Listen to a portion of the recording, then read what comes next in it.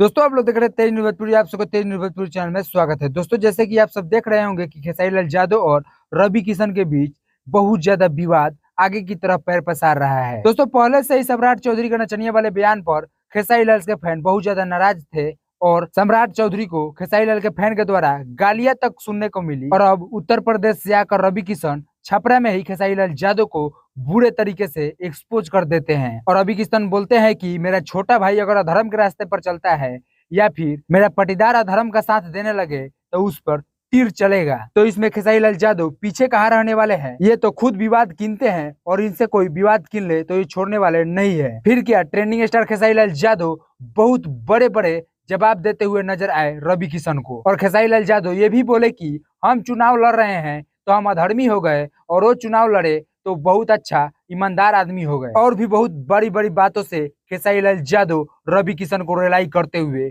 नजर आए। बाकी हम आप सबसे पूछना चाहते हैं कि आप सब छपरा में किसका सपोर्ट कर रहे हैं, अपना राय कमेंट में बता दीजिएगा। तो चलिए आप सबसे विदा लेते हैं और मिलते हैं नेक्स्ट वीडियो में। तब तक के लिए जय हिंद, जय भोजपुरी।